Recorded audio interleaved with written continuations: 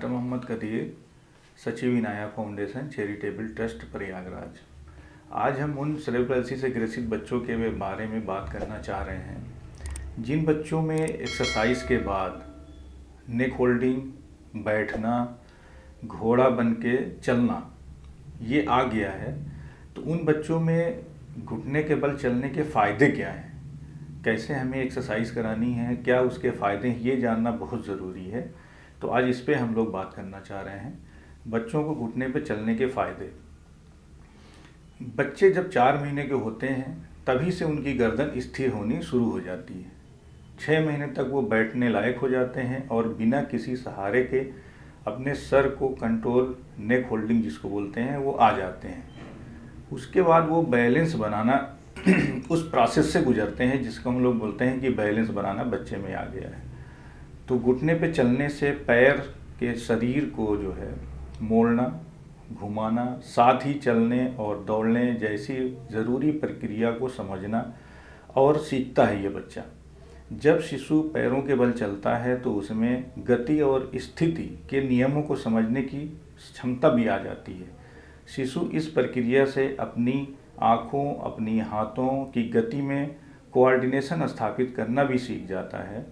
घुटने के बल चलते वक्त जब शिशु एक स्थान से दूसरे स्थान, जिसको हम लोग ट्रांसफ़र एक्टिविटी बोलते हैं, जब वो कर लेता है तो उसमें आँखों में और दृष्टि के नियमों की समझ बढ़ती है।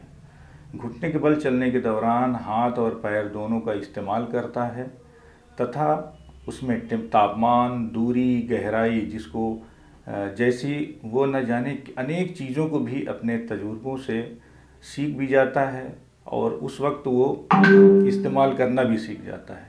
इस समय शिशु के दिमाग का विकास अपने चरम पे होता है और आसपास की चीज़ों से संबंधित समझ बढ़ती है। शिशु का दायां और बायां मस्तिष्क आपस में कोऑर्डिनेशन स्थापित करना सीखता है और दिमाग के अलग अलग हिस्सों का इस्तेमाल भी चालू करने लगता है।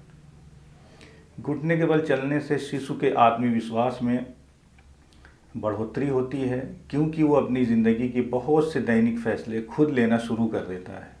उसे किस दिशा में घुटने के बल आगे बढ़ना है और कब आगे रुकना है, इस तरह से उसे हर शारीरिक गतिविधि के लिए कुछ न कुछ निर्णय लेना पड़ता है। इस तरह समय से निर्णय लेने से उसमें आत्मविश्वास के साथ साथ सोचने, विचार करने की क्षमता का भी विकास होता है।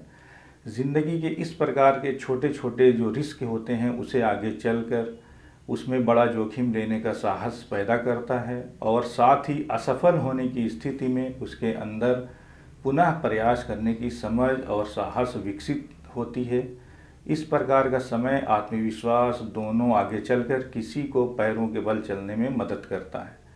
इसलिए इस तरह के जो बच्चे हैं उसमें अगर घुटने के बल चलने लगते हैं तो उसमें आसपास अगल बगल में क्या हो रहा है वो सब चीज़ें जो है सीखते हैं। तो इससे कोऑर्डिनेशन, बैलेंस और आत्मविश्वास जो है ये पैदा हो जाता है।